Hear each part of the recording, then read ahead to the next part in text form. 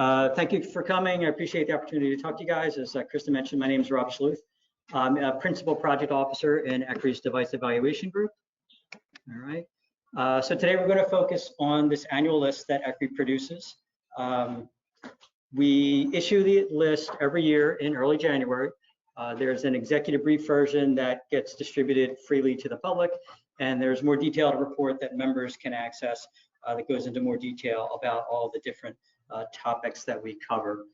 I've been with ECRI or ECRI, depending if you're a long time or not, for more than 25 years. For the past 10 years, I've been responsible for managing the development of this project. I'm not a clinical engineer, I'm not a clinician, so I can't give medical advice, but I am integrated into ECRI's engineering and scientists and clinician team that produces this list every year. So we'll go through why we do it, the rationale we have for creating the list, but also picking specific topics that made the list this year. For this presentation, I'm going to start off with a case study, which I think is useful, provide some context for why we do what we do. I'll talk a little bit about ECRI, who we are, and why we produce this list.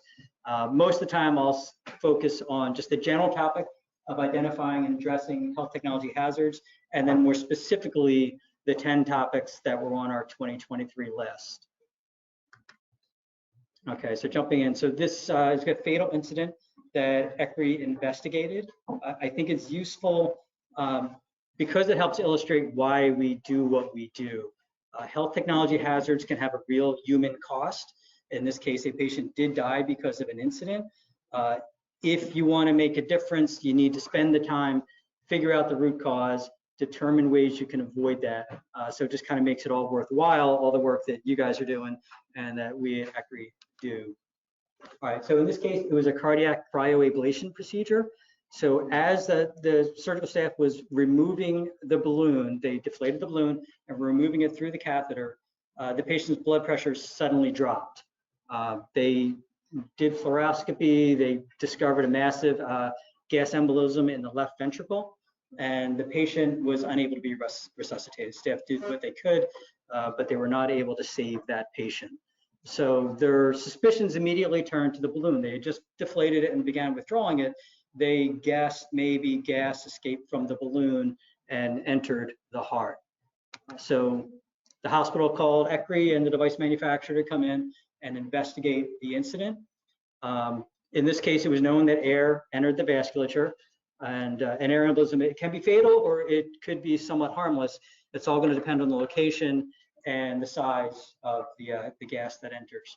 In this case, so air introduced into the arterial system certainly can be devastating. In this case, it was fatal. So the investigators, they looked at the equipment, they interviewed staff, and so starting with the balloon, they took a look at that. There were no defects, no signs of leaks. So the initial guess was not what ended up being the case. They looked at the cryoablation system. That was functioning normal. So then their attention turned to connected devices and the disposables. All right, so here's the setup here. Now, pretty soon our investigators zeroed in on the inflatable pressure infuser. That's the device up in this top center of the image here. So these IPIs, they compress an IV solution bag for pressure-assisted infusions. So it's a very simple mechanical device. It's a sleeve. The IV bag is inside that sleeve. You squeeze the bulb to pump it up. The cuff pressurizes the bag, and the solution is infused rapidly into the patient. In certain circumstances, so those bags do have a little bit of air in them. It is possible under certain conditions to infuse the air from that bag. Our investigator noticed that the IV solution bag was compressed completely flat, and that there was air in the sheath flush line. That, plus with talking with staff, they determined that the embolism was the result of air infused from the IV bag. All right, so contributing factors in this case, the air was not purged from the bag before use. The bag was allowed to be pancaked flat. So I believe they might have even repumped the bag to infuse more of the fluid, but in doing so, it also infused the full contents of the bag, including the air. In this particular case, the bag might have been obscured by the pressure infuser cuff. The cuff was bigger than the bag, so they weren't matched size-wise, so there wasn't good visibility to see what was remaining in the bag. And then just another factor was just using a pressure infuser for this type of procedure, this cardiac procedure. It can be risky because of the danger if air gets introduced into the left heart. Using a different technology might have been a better choice here. All right, so in this case, harm could have been prevented if staff was aware of this kind of hazard and the situations that could make it happen. If different devices were used or if the devices were used differently. So I mentioned maybe not using a pressure infuser for this. For this sort of procedure, an infusion pump where it can detect air in the line might have been a better choice. And using the devices differently, so purging the air first, not recompressing the bag so that it fully infuses the air. Also, if the devices have been designed differently. Engineers can figure out a lot of stuff. There may be a way that these devices can be designed. They're very simple mechanical devices, so you're not going to put a whole lot of crazy electronics in there or something, but there may be ways to mechanically prevent that bag from being fully compressed so that air could get infused. So we want to draw attention to the issue for all of those reasons, to make staff aware, to make purchasers aware, so that the size of the bag and the size of the cuff matching up. And also industry, we'd like to see if there are ways to improve devices to get rid of hazards, let's try and do that. ECRI's goal when we do investigations like this is to reduce preventable harm. So the investigation helps in that way. We determine the cause, we come up with recommendations, and we help organizations not have this happen to another patient. Also, the top 10 list that we produce each year is another avenue by which we try and accomplish that same goal. All right, so just very quickly about ECRI, the organization behind this list. So we're an independent, nonprofit, mission-driven organization. All right, so by independent, I mean we're not beholden to device manufacturers or shareholders or any other stakeholders. We don't accept advertising from the medical device industry, and our staff is not permitted to own stock in any medical device company.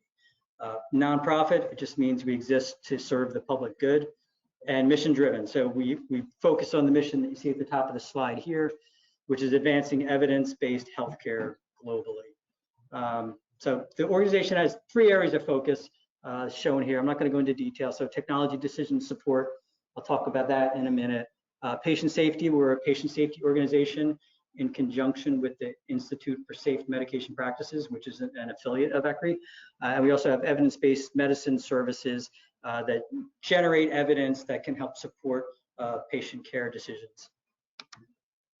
All right, so looking at that technology decision support. So we're an independent testing and evaluation lab. So those of you who might be long-term biomeds might be familiar with the Health Devices Journal. So I work in the group. I used to work on the journal. Now we're just an online information service. So I work within that health devices group that's now, we call it the device evaluation group, that focuses on the aspects that you see on this slide here. So the first issue of the journal was published in April 1971. These objectives were printed on it, and we still follow them today. So the first one there is being an independent source of objective judgment about health technologies.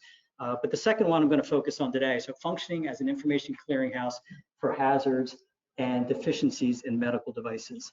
That's how we got to the list. What we do every day is we encourage people in healthcare to report health technology issues to us. We log those reports into our database. When necessary, we'll investigate them. We'll talk to the reporters. We'll talk to the manufacturers. We'll try and find out, get to the cause of what's going on there. If we discover information that we think the community needs to know, we will then publish that information. So that's the information clearinghouse aspect.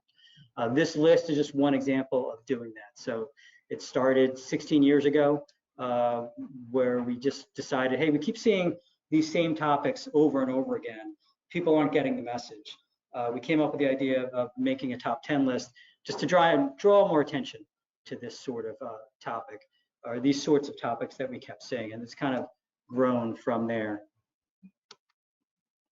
All right, so just generally about identifying and addressing health technology hazards. So I'll talk about what we mean by that term. Also, who needs to get involved in that process, and then how a report can help you do that. All right, so this is the definition that we use for health technology hazard. So a device or system fault, design feature, or method of use that might, under certain circumstances, place patients or users at risk. All right, so how do you go about identifying those sorts of topics? It's natural to start right at the bedside. You've got your patient monitor, your infusion pump, or whatever. You see the patient, you see the device. You're going to kind of start there. So issues related to the manner of use of a device certainly need to be looked at. So is there a way the device is being used, or maybe it could be used, that could cause harm? But then look at the device itself. So stepping out a little bit from the patient, the device and the way it's manufactured, is there something in the design that could lead it to either be used in a manner where it causes harm, or for it to fail so that it causes harm? Or maybe something in the manufacturing quality control issue was the product effective that could then lead to harm. Moving out a little bit from the devices, so less obvious areas. I refer to this as like systems and processes associated with patient care, but really more with the management of health technologies. So in that category, I would include things like a recall management process, reporting systems, but also like IPMs and service and all the stuff that you do to make sure that the technology is supporting patient care appropriately. And then backing out even further than that, I kind of call this category the infrastructure supporting patient care. So things related to like the IT network, or even like systems like a supply chain process, or med gas system, HVAC. With COVID, air changes per hour became something everyone kind of got to know when they were looking at certain spaces. So those sorts of issues. So a problem can happen with the device, but it can happen in any of these other ways that technology intersects with patient care. So it's not enough just to look at the device at the bedside. You need to kind of expand your focus. And when we're generating this list each year, we kind of look through all these areas to kind of come up with topics. Okay, so who needs to be involved? Short answer, everyone. It's probably not a surprise. So imagine an incident, or an example, an incident happens in your hospital, or someone discovers a problem and they reports it. How do you go about dealing with that? So your clinical engineers and your technical staff, maybe your risk people, might be involved in investigating that and determining what could be causing it. But in order to address that issue, you need to get your department leaders and administrators on board. You might need them to champion the effort to make sure it moves forward. You're probably going to need the resources to address it, and you're going to need to get behind that as well. Frontline healthcare workers are certainly going to be involved. They might be the ones who discovered the issue in the first place. And when it comes to the solutions that you're going to put out there, possible fixes, they can be a real good source of clinical context. So is that a practical solution for this care area? Is it likely to work to help solve the problem, or are there issues that you didn't think about? Keep moving around. So supply chain and purchasing professionals are going to get involved. They may need to procure safer products. It could be you want to negotiate with a supplier for some sort of changes to their products to eliminate the risk. And then back full circle to your clinical engineers and your IT staff, who are probably going to be the ones involved in implementing the solution to make sure that it's sustainable and that it's effective. So it's a whole organization process, and we're trying to speak to everyone in the organization when we create reports like this one. So in that process, ECRI is trying to support the people out there on the front lines taking care of it. So we try to create tools that can be used to do that. So the report was conceived as that kind of tool. We want to provide practical information to the extent possible. So the goal, like I mentioned, was to reduce preventable harm. So part of that is going to be drawing attention to these kinds of hazards. But drawing attention is not necessarily enough. We don't want to just say, hey, here's a problem, good luck dealing with it. We get people together, get their input, look at different things, do research, and try to come up with steps that you can take to minimize the risk at your facility. So that's another goal that we're doing here, trying to make this a practical tool. The last thing I'll mention from this slide, a key feature is that the list is predictive and not retrospective. So when we say the top 10 hazards, it's not a mathematical exercise. We didn't look at a problem reporting database, count how many reports there were, and just lop off the top 10 and start talking about those. We do look at problem reporting databases. You guys probably have a good sense of what you find in there and how messy it can be, and that's helpful, but isn't always going to be reliable information. So we want to take a step beyond that. So we get our experts involved, other experts in the field that we work with. We look at all this information and we try to predict what topics are going to be relevant in the coming year. So if you're going to use this information to help plan your safety activities, we want you to be able to see these topics and say, yeah, okay, yeah, maybe these are the ones we should look at. Okay, so I'll spend some time here just talking about the mechanics of how we get the list, and then we'll get right into the topics. All right, so first of all, the topics we consider for this list must have a technology focus. So I mentioned the list is generated by ECRI's engineering group, so we try to stay true to the core of our mission and stay focused on technologies. So things like medication errors and patient falls and wrong site surgery, they're very important patient safety issues, but they're generally not the sort of things we're going to cover on this list. We're going to look at the stuff that has a technology angle.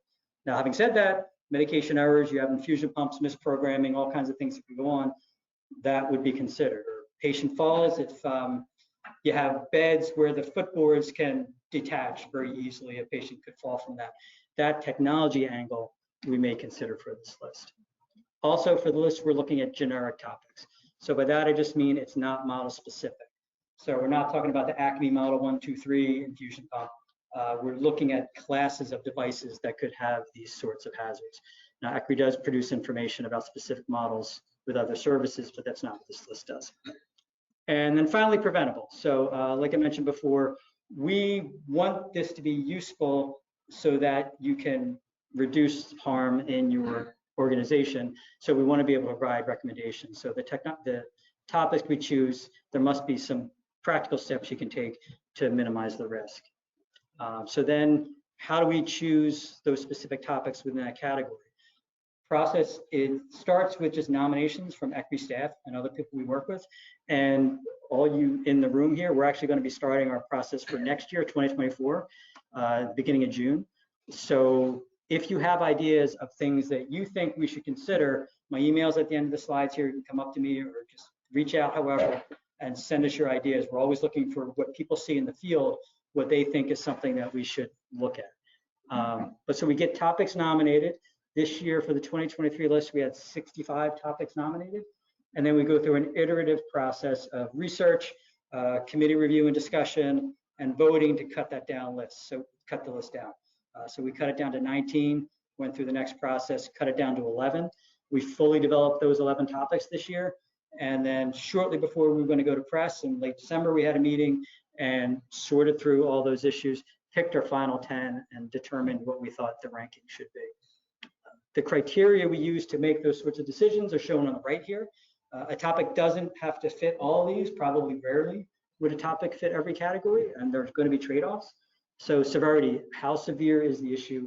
Is it likely to cause significant harm or maybe death? So something like that is certainly going to draw our attention. Frequency, maybe it's not as severe, but does it happen often? Or does it happen at a lot of facilities? And that's kind of breadth as well. Is it a topic that may affect many facilities or maybe many departments within a facility? So insidiousness, what we mean by that is the problem difficult to recognize? And a lot of IT issues kind of fall into this. They're kind of nested issues and downstream problems, and tracking it back to the cause can be very challenging. And there could be a lot of downstream effects from what you're doing. And then public profile is the last thing we list there. So what we mean by that is it a sort of issue that's going to draw attention? Is it going to get you on the front page of your local newspaper, not for a good reason? Or is it something that a regulatory agency has really started paying attention to, so you need to kind of tune into it and make sure that you're addressing it? So that's how we choose our list each year. So we'll jump into the topics. Now, don't bother trying to read this. I'll go through each of these. Some of them are going to go into more detail. Some I'll cover kind of quickly. I do want to indicate, so the topics you see here, we know are not going to be everybody's top 10 hazards. We determined on these topics in this list, but we know they're not going to apply at all healthcare facilities, or you guys may have a different ranking order than us. But we do think generally, if you look at the list, there may be 2 or 3 topics that every organization can find, hey, yeah, this is something we need to focus on in our organization. Let's throw some resources at it and see if we can make a difference. And the flip side of that is it's only 10 topics, so not everything's going to be on there. It's certainly not comprehensive. So there are many topics who would warrant being on this list, and we just decided that these are the ones we wanted to focus on this year. Could be the other topics we just covered in a previous year and there's not much new to say about it, or it could just be it didn't quite bubble up to the top through our process this year. Okay, so when I'm going through, rather than going 1 through 10, since that order isn't necessarily going to be as relevant to everybody, I'm going to approach this from that concentric circle model that I talked about before. So starting with the infrastructure stuff and kind of working in toward the patient. So there was one topic this year that I would put in that infrastructure supporting care category.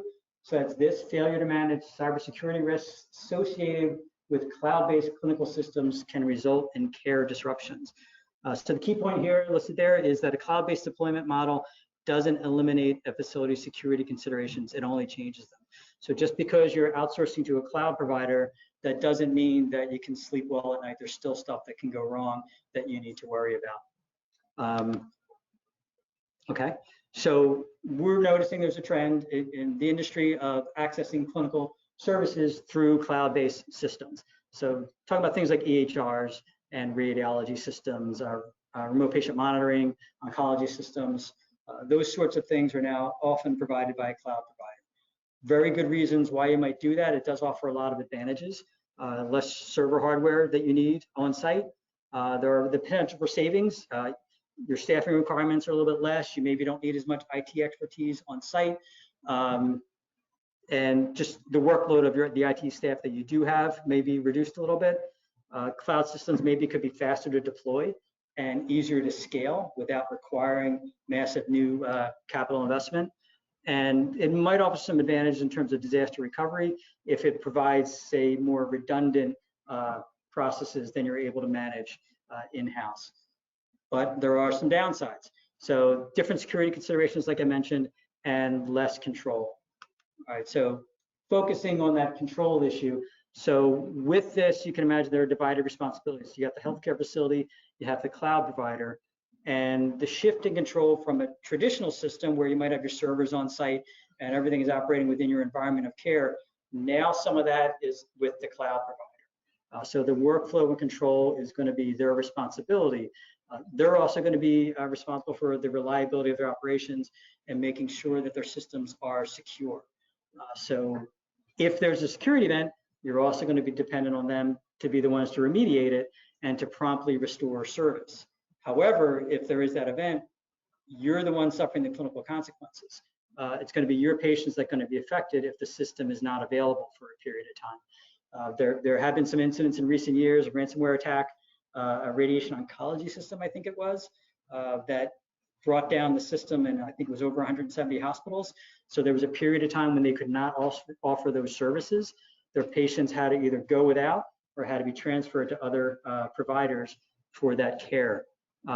Loss of system integrity. So if something happens that corrupts the system so that it's not functional or that it gives incorrect information or unreliable information, that could affect the care decisions for your patients. And obviously, if a system is down, that's going to affect workflow. So staff are going to have to deal with a lot more than they even do today. If they have to switch to a paper system or some sort of system or data that they're used to having is no longer available. And then if there is a failure, the liability is still going to be resting with the healthcare delivery organization as well. So you just need to keep those trade-offs in mind. So how do you minimize the risks? First of all, understand that you still have security concerns and you need to do your due diligence when you're selecting a provider, but then also when you're setting up your systems. As I mentioned, there's this divided responsibility. You're going to be in charge of stuff. The cloud providers can be in charge of other stuff. So you want to make sure you have a good plan for how those events are going to be dealt with and how you're going to deal with any kind of disruption of care from this sort of system. With any kind of critical system, the goal is going to be to try to reduce any kind of single points of failure.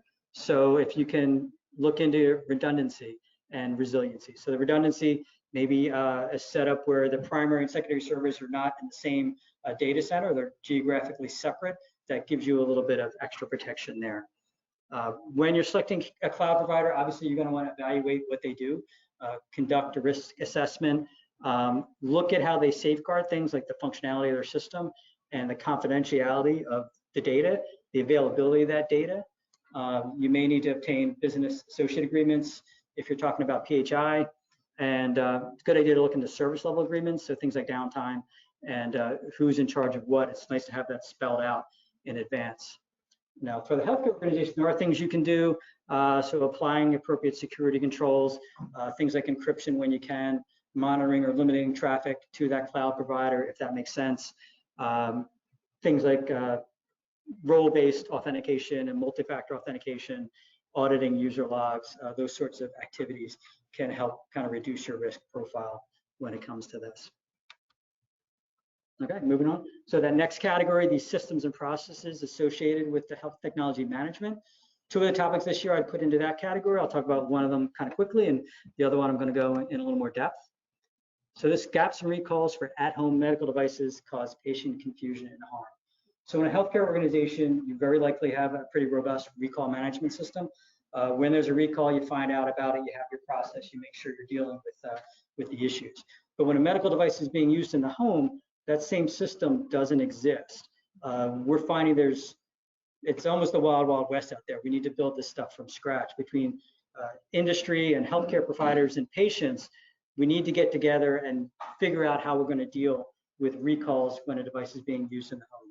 Very likely the manufacturer has no idea who's got that device if they went and bought themselves. A patient's care provider might not even know if the patient bought themselves, or the provider may not have a record of that, or may not know what specific model that the patient has. All kinds of ways where that can kind of get complicated. So if you're familiar with the CPAP recall from Philips, that caused a whole lot of issues for a whole lot of people, including some of my colleagues who were very smart about this stuff. So you can kind of imagine just the world of home devices, the way that's expanding, and if we don't have a system in place to start dealing with stuff better than what just happened with that recall, we're going to have a lot of issues. So you can get patients, if they even find out about the issue, they may not be able to understand the recall. A lot of them are written for engineers or for doctors, so a layperson may not even know what they're reading. They may not be able to tell if their device is affected. So do I stop using the device? Does it apply to me? A patient might stop using the device, even though in their case it would be better if they keep using it because the issue doesn't apply to them or because of the risk profile. Or they may continue using a device that is actually dangerous because they didn't find out about it or didn't quite understand things. So like I said, we kind of think industry and providers and patients and regulatory agencies, we all need to kind of get together and figure out how we're going to address this issue going forward. All right, here I'm going to talk a little bit more in detail about this topic. So underreporting device-related issues may risk recurrence. So the key point here, continuing to use deficient equipment can lead to patient harm. Just so for background for this topic, when we were working on this list last year, probably close to this time of the year last year, I reached out to a clinical engineer who helps us out a lot, and I asked them, what kind of under the radar issues are you seeing? Patient safety type thing that just people aren't talking about, you think we should kind of cover. And he said, what you see up there, when I'm out on the floor, I'm always finding stuff that's broken and is being used anyway. And then the second quote over there, one of my colleagues, she was in the lab testing a device, I don't remember what it was. She came across a problem and seemed weird to her. She wanted to know, is this a real issue? Are people experiencing this out in the field? So she contacted some nurses and doctors and asked, hey, are you seeing this? And the response, oh yeah, we see that all the time. We just figured out a workaround. So these are both two examples where people who could maybe address this issue were never informed that there was an issue in the first place. So we want to get to the point where that doesn't happen anymore. So we don't take risks where a broken device is being used or someone's relying on maybe an unreliable workaround. All right, so the issue here is that damage or malfunctioning medical devices aren't always reported for repair to people who can deal with it. I'm guessing people in this room probably have some experience with this. So the result is that a device that is broken or defective or faulty or poorly made or whatever may be used in patient care. That obviously it could harm the patient, it could harm staff or anybody else. It also just leads to wasted time if staff need to figure out a workaround, or if they need to spend time hunting around the unit trying to find a replacement device. So it's pretty clear you don't want broken stuff flying around, you want to fix it, but this is happening, why is it? So there are barriers to reporting and dealing with the reports that we need to try to break down. All right, so looking at some of the barriers that we identified for our report and maybe ways that you can address them. So I'm too busy with the patient, I don't have time. This is totally valid. So clinicians, they're there at the bedside, their focus is patient care. They can't always step aside, fill out a report, take the time to do that. They may not remember to do it later. So this is a key hurdle, and it's not easy to overcome. But you do want to make sure that whatever problem reporting process you have is as simple and easy to use as possible. Staff should only have to report an issue once, and then it should go to whoever needs to go to it. So related to this topic, coincidentally, interestingly, after we published this list, we learned about a system that Johns Hopkins developed right down the road. And I've actually had a couple conversations with them over the past couple of weeks to learn about this. So they've built an event reporting system that just so happens to follow a lot of the best practices that we're talking about. They totally revamped what they did. So it's a single form. All their facilities use the same form. They minimize the number of required questions that you need to answer. It's focused on free text search. So you type in a free text description of the issue that you had. One problem that they had with their legacy system, the reporter needed to categorize the topic. So they, I believe, had a pick list or some kind of list that they had to check one item from. You can only pick one item. The reporters maybe aren't real keen, aren't tuned into reporting taxonomies. So that was a point of frustration for them trying to figure out, what do I classify this as? And they may do it incorrectly. So then on the back end, the people trying to deal with these reports may not find the report because it was tagged incorrectly. So what the Johns Hopkins system does, they use a natural language processing algorithm that works from the free text description, automatically categorizes the report. So it saves the reporter time, and they're finding that it gives the reviewers better output to work with. And with that algorithm, I forget if they do it every day or every week, they go through a learning process. So they can indicate, did it categorize this correctly? No, a human being can go and maybe adjust that so that hopefully the system kind of learns and it will get improved as you go along. So I thought that was a very interesting project. Not everyone's going to have the resources they have to build something like that, but I'm curious to see where things like that go down the road. Another barrier, nobody got hurt. I didn't think the report was needed. The purpose of reporting is to prevent things from happening in the future. Filing that report doesn't do much for the patient if that patient was already harmed, but it can maybe stop another patient from being harmed. So reinforce that any report is important, even if a patient wasn't harmed. We want to know about it. We want to try and investigate it. Another issue with this is that staff might not even know that the device was somehow to blame. So it could be, I pushed the blue button, I'm supposed to push the green button, I'm always making that mistake. Maybe the way the device is designed is leading people to make that mistake. So if you report those sorts of things and you start seeing those kinds of issues, you can maybe start to hone in on what's causing these sorts of things to happen. I wasn't sure how to file a report. So if you have a system, obviously staff need to be educated how to use it. Leadership needs to promote, hey, we report issues. You have known or suspected problems, you report them. We don't take punitive action against people for reporting. So establishing a culture of safety is very important, and that comes from the highest level. And supervisors, just making sure your staff know during safety huddles, talk about what issues you're seeing in the process for filing a report. Okay, so what's the point of reporting? Nothing happens when I file one. So we recommend providing feedback to your staff. Minimum, say thanks for the report, acknowledge that you got it, provide status updates when you can. This is another area where the Johns Hopkins system is doing some interesting things. With our report here, we focused a lot on trying to simplify the reporting process, get those processes in.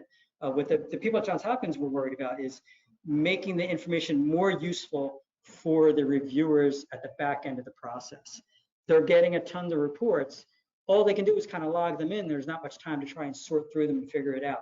So they wanted their system to help them take actionable, put action into place to avoid these issues. So again, they have another algorithm in there that can do things like group like reports together from across their various facilities.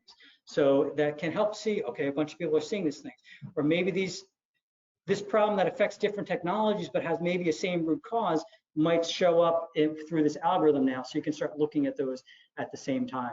So it's an interesting way to kind of focus on the back end, and the system is also set up to provide feedback to the user. So they describe it as kind of based on like a social media model.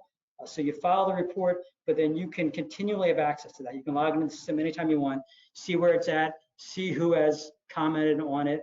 You can provide new commentary. So again, this helps people on the back end. They can interact with the user more effectively, or the user can volunteer more information that the reviewer might need. So hopefully you can take productive action on this. And it also keeps the user engaged. So if they're the type of person wants to know what happens, wants to contribute, wants to make sure their problem is solved, this system is really set up to allow them to do that. Also, they can remain confidential if they wish. So I'm not sure exactly how it works, but they're anonymized in the system. They can still see their report, but the reviewers maybe don't know who they are if they don't want to reveal their identity that way. So I thought that was an interesting thing to do in terms of really trying to get more feedback to the people who file reports. Another barrier, so I don't want to get in trouble. I alluded to this earlier. So if staff feel like they might get punished for filing a report, if something is punitive or there's going to be some kind of personnel consequences, either for them or maybe for a coworker, they might be reluctant to speak up about something. Oops.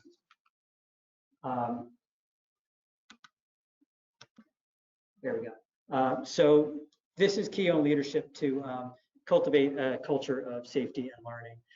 Reports should not be punitive. People should be able to file a report without fear of reprisal. Talk about here just kind of the reframing report is a good catch. So instead of I did something wrong, I made a mistake, hey, this is a good catch. I'm helping to prevent an issue down the road. All right, finally, someone else will do it. Human nature, I mean, I'm busy.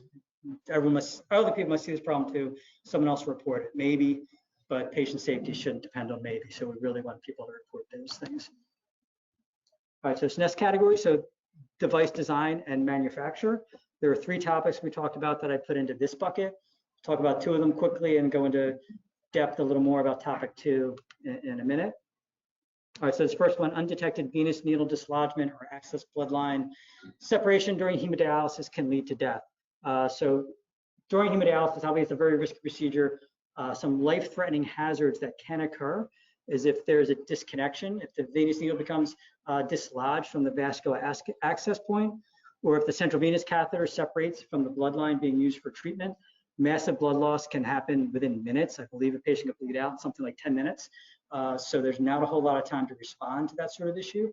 And crucially, devices don't really have technology to prevent this. So the venous line pressure monitor can warn of some sorts of issues, but it's not always going to identify these sorts of disconnections, so that's not really what it's built to do. So some of the recommendations we have is that you need to verify the connections are secure and visible. Beyond that, there are some blood leakage detector technologies that we think should be considered for particularly risky, high-risk patients. So if a patient's agitated or maybe disoriented or just not terribly compliant, that might be a patient where you want to think about having this extra technology that can maybe detect if there's blood loss and ideally shut off the machine. We put out a challenge to industry with our report. This is a case where we'd like to see industry find a way to design out this hazard. So an engineering solution that stops it from happening in the first place is always going to be better than reminding staff to make sure it's secure, make sure you can see every connection, because stuff is going to happen. Related to this topic, ECRI evaluated a fatal exsanguination incident in 1998.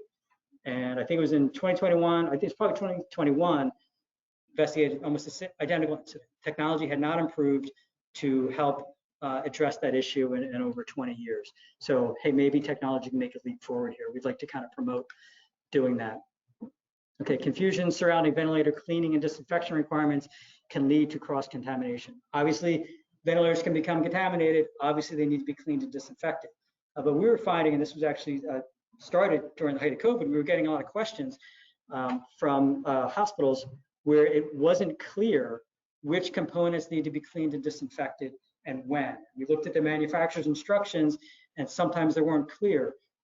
Sales reps were telling hospitals one thing that were maybe different from what was in the IFUs. So we go to CDC, we try and see what their guidelines say. Their guidelines are useful, but they're a little bit ambiguous too. If you're talking about the internal exhalation valve, is that semi-critical equipment? It doesn't touch mucous membranes, but we kind of think it probably should be cleaned and disinfected between patients.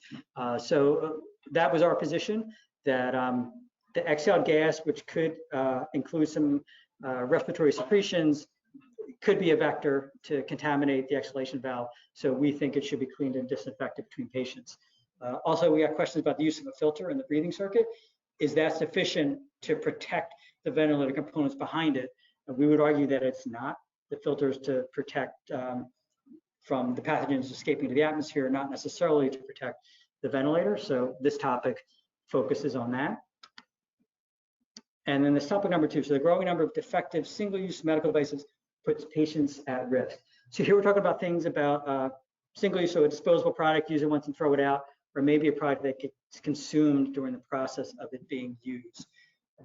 Over time, certainly in the last 5 years, ECRI is just seeing an increase in the number of reports of defective devices, bad lots or bad products within a lot. With our alert service, we get this kind of information, and we've been seeing increased numbers. So a defective single-use product, these products are used in like every procedure. I mean, you know, how many of them do you have? I can't think of a procedure where you're not going to have some sort of single-use product. So this could affect a lot of care areas if you have defective products that either you have to throw away, so that's going to be a cost, and then waste time as you get another product, or use and then maybe cause some form of harm. So types of things that we've been seeing, so cracked tubing and connectors, so things like IV administration sets, catheters, breathing circuits. So a crack in a breathing circuit, that's going to be an issue, right? And could lead to disconnections, could lead to air being introduced, could lead to insufficient ventilation. Compromised sterility, so hospitals will find a catheter or syringe or something with junk in the package. It's obviously an infection risk. How does it get in there? What are the QC processes that allow that to happen in the first place? Incorrect labeling, so it could be the wrong size or the wrong type of product, so you might grab the wrong product, accidentally use it on the patient, which could cause some kind of injury. Sometimes there's things like syringes where the gradations are not labeled accurately. That obviously can become an issue if you're talking about a high alert medication. All right, so here's just a quick data snapshot. This is pretty much anecdotal. I wouldn't necessarily call this scientific, but we did a quick look through our reporting databases. So this was, we specifically looked at alerts related to, that had the term catheter in it. There were 508 single-use device alerts from, I think, the 9-month period in 2022. Of those, 58 of them related to catheters. Now, the previous 5 years, you can see we went back and looked at those, so it's been increasing. Around COVID, we kind of expected some of this with supply chain issues, but this problem, it's not abating. So we think it's something that warrants attention. So what can you do to minimize the risk? Obviously, the key player here is going to be the manufacturer. They need to look at their QC processes and make sure that they're up to snuff.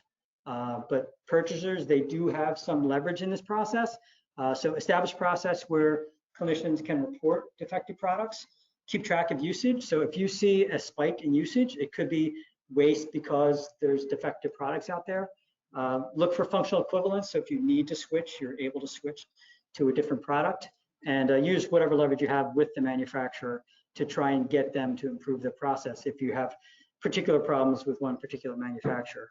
And for clinicians, we encourage them to look for defects before you use the product, report any problems.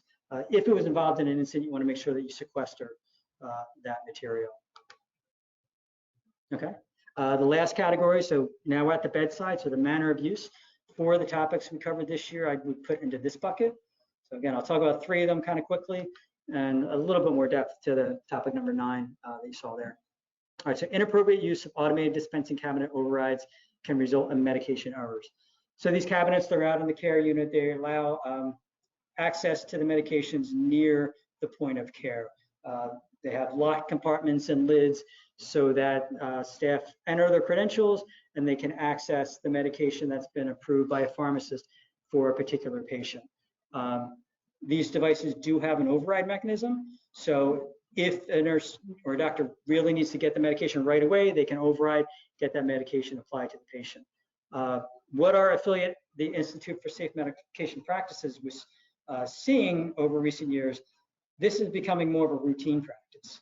It's just, I want to get it quick, I'm going to do an override, and I get it. It needs to be recognized as a risky practice and only used in the case of emergency, because that override bypasses the pharmacist's review. So the pharmacist is going to look for things like inappropriate therapy, duplicate therapy, allergies, all that kind of stuff. So if you use an override, you're losing that safety check. So ways to minimize risk that we go into: configure the machine so they require pharmacist approval. The override's still going to be possible, but keep a tighter lid on that, define when that should be used, and monitor the use of overrides and make sure that staff are aware and that they're following the protocols appropriately. So the inflatable pressure infuser hazard that I talked about earlier, that did make it under our list this year. So following that investigation, we threw that into the pile that we were considering, and through the discussions, we decided that, yeah, let's add this to the list. Let's draw attention to this hazard. It's a low-tech thing, but it can be very, very serious when it happens. And there are some things you can do just to really minimize the risk. And also, like I mentioned before, wouldn't it be great if devices could be designed in a way where you don't have this problem even in the first place? Okay, so electrosurgery. Common misconceptions about electrosurgery can lead to serious burns. So ECUs, they use electrical currents to cut and coagulate tissue. They've been used for decades, used in almost every surgical procedure. Surgeons have been using them forever. Even so, misconceptions persist. ECRI routinely gets called on to investigate incidents of burns. Not a lot, but probably every year we get some. So issues still happen, even though these devices have been used for a long time. So when we're covering the topic this year, we decided to focus on 3 particular questions that we kept getting. One was, is it appropriate to use multiple ESUs on a patient simultaneously? So we've been asked about up to like 3 or 4 ESUs at the same time. Sounds kind of crazy, scary to me, but surgeons have been maybe doing this for some instances. We think that's a very risky practice. There may be times when you can do it. We do have separate recommendations that you can follow if it needs to be done, but the risk of alternate site injuries and leakage current injuries increases exponentially if you're using multiple ESUs. Another issue is just you need to find surface area for the return electrodes for each of those ESUs. And for a lot of patients, that's going to be hard to come by. The second one, is it appropriate to activate the ESU with the active electrode not in contact with patient tissue? We say that's a risky practice also.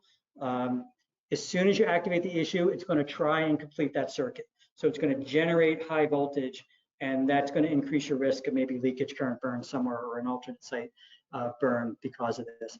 Now, there are times when you need to create an arc, but I think the appropriate practice is you start with contact and then you slowly withdraw to create the arc if that's what you need to do. And the final one relates to the location of the return electrode pad. We get asked, is it okay to adhere the pad over a location that has a metallic orthopedic implant or maybe a tattoo, which might have metallic inks in it? We think that that can be appropriate. We think the more dangerous thing is if staff try to avoid a location like that and end up putting the return electrode in a less safe place, like over a bony prominence where the current is going to get focused rather than being dispersed. So we did some testing in our lab just over simulated tissue, and we did not detect notable heating of the metallic items under there. Now, it's not going to apply to pacemakers and things like that. There are going to be a whole kinds of different rules as far as that's concerned. But we think the riskier thing is choosing the wrong location for the return electrode than being worried about if there's a tattoo there. All right, so the last topic we'll talk about today is overuse of cardiac telemetry can lead to clinician cognitive overload and missed critical events. So here the key point is this is kind of a paradox that if you've been involved with alarm management stuff, you've probably come across this already. The more you monitor, the less effectively you're monitoring. So if you're applying cardiac telemetry to patients who don't need that level of monitoring, you could be reducing the effectiveness of your monitoring for all the other patients who really do need to be monitored. All right, so telemetry monitors are best suited for cardiac patients who still need to be monitored continuously, but they're well enough to get up and move around the facility. So you don't want to tie them down to the bed, but you do need to monitor them all the time. However, we have been seeing a trend to use these devices for non-cardiac patients. It might be just as a safety net, kind of just in case. You always feel better if you're monitoring, right? How could that be bad? Or they could be using in areas where the nurse to patient ratio is such that the patient being monitored is not supervised as closely. A nurse has more patients to worry about, more alarms they're dealing with, so they might miss the real alarm for a patient who is in distress. So as you see on the right there, so over monitoring can lead to an increase in alarms that are going to vie for the clinician's attention. That increased alarm load can distract a care provider. Either they start tuning alarms out, or they're busy chasing alarms somewhere else and they miss the one that really matters. So that can lead to a missed critical event or alarm. So you may not notice a patient who is deteriorating because of the alarm load that you're trying to deal with. All right, so key recommendations for this one: make sure you have clear criteria for when you apply cardiac telemetry. Specify which patient populations should be on that device. Specify the duration. Maybe it's 24 hours, maybe it's 48 hours. A recommended practice to help reduce alarms is to kind of set that end time. And if monitoring should be continued, you need a new order to continue that monitoring. So otherwise, you put a monitor on, it stays on forever. You need to stop that process where you just have this monitoring creep, and before you know it, you have too many patients being monitored for you to kind of control, when a lot of them don't really need that level of monitoring. Periodically monitor the effectiveness. So your alarm committee meeting should look at customization issues. Are your alarms going off when you want them to? And are they alarming for actionable things as opposed to just nuisances? Incorporate feedback from clinicians. They can probably tell you, we're getting a ton of these, false whatever alarms. Maybe there's a way to deal with that. So for telemetry monitoring, there are ways to monitor patients that you would feel more comfortable monitoring, but they don't need continuous monitoring. So maybe that's just more frequent vital sign spot check, or maybe monitoring very specific parameters as opposed to the full telemetry monitors. Right, here's just some facts and figures. If anyone's interested, like I mentioned, we've been doing this list for 16 years. We broadly categorize the topics that we've covered in the time into 62 categories.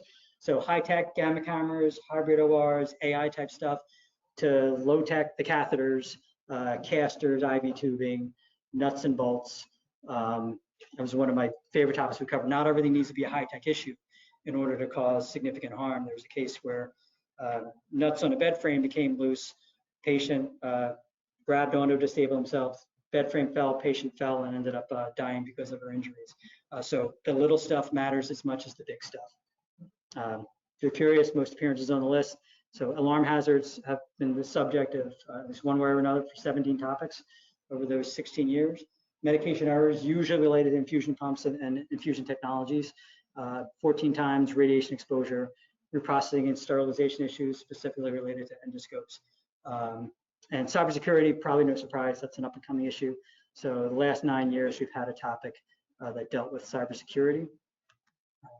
So here's the list again. I'll go back to that in a second. So if you need more information, the back of the slides tells you how you can access the executive brief.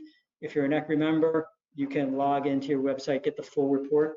So the free version kind of summarizes each of the issues, but the detailed report goes into all the recommendations, more background. Both reports include lists of resources where you can find other information to help address if there's a particular topic you want to find out more about. My email's here. Reach out anytime. Talk to me afterwards today. And like I mentioned, if you have ideas for next year's list, certainly let me know, let ECRI know. We'd like to hear what you guys are seeing in the field and what sort of stuff you think it's important for us to talk about. One of the things, one of my colleagues who had been a biomed in a hospital, when he started working with us, he pointed to one topic, I don't remember what it was. He said, I was so glad you guys put that on the list.